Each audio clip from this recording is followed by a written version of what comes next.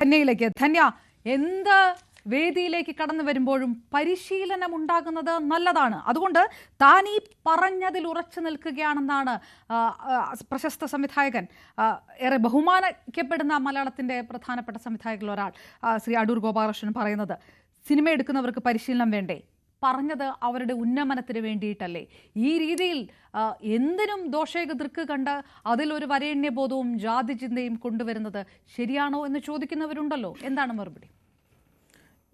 ഞാൻ കാസർഗോഡ് ഒരു മലയോര മേഖലയിൽ ജനിച്ചു വളർന്ന ഒരാളാണ്. ഞങ്ങളുടെ നാട്ടിലൊക്കെ എല്ലാവരും പരസ്പരം ഭയങ്കര ബഹുമാനമാണ്. അങ്ങനെ ബഹുമാനം കൊടുത്തും കിട്ടിയും വളർന്ന ആൾക്കാരാണ് ഞങ്ങളൊക്കെ.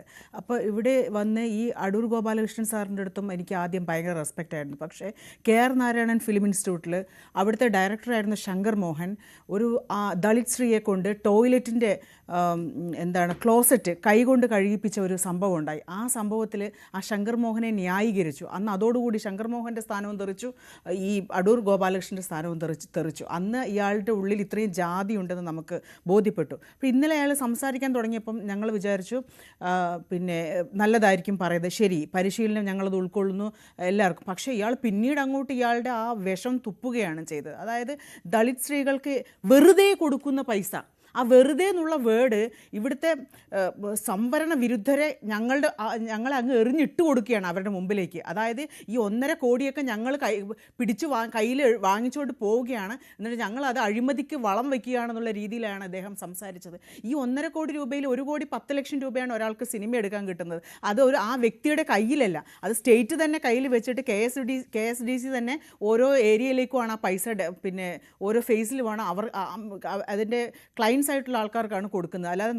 അല്ലാതെ ഈ സിനിമ എടുക്കുന്ന ആൾക്കാരുടെ കയ്യിലേക്ക് ഒരിക്കലും പൈസ വരുന്നില്ല. അതൊക്കെ അങ്ങനെയൊക്കെ എത്താതിരിക്കാനായിട്ട് സർക്കാർ പ്രത്യേകം ശ്രദ്ധ വയ്ക്കുന്നുണ്ട്. പണ്ടേ അങ്ങനെയാണല്ലോ, ഒരു ലൈഫ് പദ്ധതിയുടെ ഒരു 5 ലക്ഷം രൂപ പോലും ഞങ്ങളുടെ ഒരാളുടെ കയ്യിൽ തരത്തില്ല. അതൊക്കെ മീഡിയേറ്റർ ആയിട്ടുള്ള കോൺട്രാക്ടർമാരെടുത്ത് പോകും. കാരണം ഒരു 10 രൂപ മിച്ചം വന്നാൽ അതിനകത്ത് ഞങ്ങളുടെ ആൾക്കാർ ഒരു ചായ കുടിക്കരുത്, അവൻ്റെ അക്കൗണ്ടിൽ ഒരു 5 ലക്ഷം രൂപയുടെ ട്രാൻസാക്ഷൻ നടന്നാൽ അതൊരു സാമ്പത്തിക മാറ്റമാകും എന്നുള്ള അതിന് പോലും പിന്നെ ഒരു സ്പേസ് കിട്ടാത്ത മനുഷ്യരാണ് ഞങ്ങൾ. അപ്പോൾ അങ്ങനെയുള്ള ഞങ്ങളെ വെറുതെ എന്നുള്ള വേർഡ് ഉപയോഗിച്ചു, അതായത് സർക്കാരിൻ്റെ പൈസയൊക്കെ ഞങ്ങൾ വെറുതെ എടുത്തിട്ട് ഞങ്ങൾ അങ്ങ് ചിലവാക്കുന്നവരാണ്, ഞങ്ങൾ അങ്ങ് അഴിമതി നടത്തുന്നവരാണെന്നുള്ള രീതിയിൽ സംസാരിച്ചു.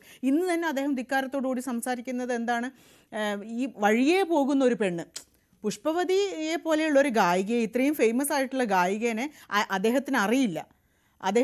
അപ്പോൾ അദ്ദേഹം പറഞ്ഞ വഴിയെ, അപ്പോൾ എല്ലാ സ്ത്രീകളെയും മനുഷ്യരെയൊക്കെ ഇയാൾ ഇങ്ങനെ തന്നെയാണോ കൺസിഡർ ചെയ്യുന്നത്? വഴിയെ പോകുന്ന മനുഷ്യരായിട്ടാണ് കൺസിഡർ ചെയ്യുന്നത്.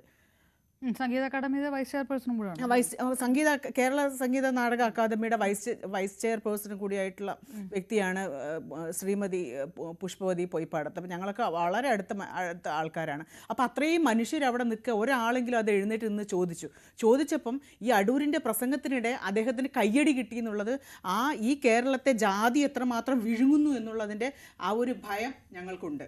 ആ ഒരു ഭയം ഞങ്ങൾ ഭയക്കണം. കാരണം ഇത്രയും ഈ ഒരു കാലത്തിലും ഈ അടൂർ ഇത്രയും അയാളുടെ ഒരു ഇൻസിഡൻറ്റ് അയാൾക്ക് KR നാരായണൻ ഇൻസ്റ്റിറ്റ്യൂട്ടിൽ നിന്ന് അയാൾക്ക് കിട്ടി. ഇപ്പോൾ വീണ്ടും ഇതുപോലത്തെ ഒരു വേദിയിൽ, ഇത്രയും മനുഷ്യരുള്ള വേദിയിൽ, മന്ത്രി ഇരിക്കുന്ന വേദിയിൽ, നിറയെ മാധ്യമങ്ങളുള്ള വേദിയിൽ അയാൾ പറയുന്നത് കൃത്യസ്ഥാനത്തെത്തും, ഞങ്ങൾ എറിഞ്ഞു കൊടുക്കാം എന്നുള്ള ആ ഒരു വാശിയിലും വൈരാഗ്യത്തിലും പകയോടുകൂടി നമുക്ക് ഓപ്പോസിറ്റ് നിൽക്കുന്ന ഒരാളെ കാണുമ്പോൾ നമുക്ക് റീസൺ ഇല്ലാത്ത ഒരു പക തോന്നും, ഒരു ദേഷ്യം തോന്നും.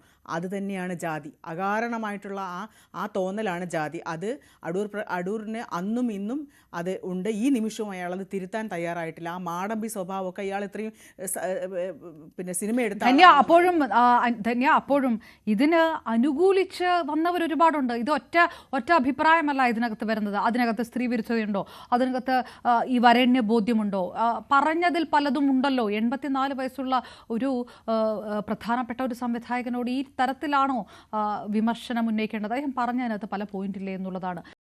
ഒരു അനാവശ്യ ഒരു വിപ്ലവത്തിന്റെ പാതയിലേക്കൊക്കെ കടക്കുകയാണെന്ന് പറയുന്നവരൊക്കെ ഇല്ലേ? അടൂർ പറഞ്ഞതിന് കൈയടിച്ചുകൊണ്ട് എത്ര പോസ്റ്റുകളാണ് നമ്മൾ ഈ സോഷ്യൽ മീഡിയയിൽ കണ്ടുകൊണ്ടിരിക്കുന്നത്. അത് തന്നെയാണ്. അത് കൃത്യമായിട്ട് അടൂരിനെ പോലെ ജനിതകത്തിൽ ജാതി കൊണ്ട് നടക്കുന്ന മനുഷ്യർക്ക് വേണ്ടിയിട്ടുള്ള ഡയലോഗാണ്. അവരെ പരിപോഷിപ്പിക്കാനുള്ള, അവരെ ഈ സമൂഹത്തിൽ തഴച്ചു വളർത്താനുള്ള ഡയലോഗാണ് അടൂരിൻ്റെ ഭാഗത്തു നിന്നും ഉണ്ടായിട്ടുള്ളത്. അല്ലെങ്കിൽ അയാൾക്ക് ആ സമയത്ത് അങ്ങനെ സംസാരിക്കേണ്ട കാര്യമുണ്ട്.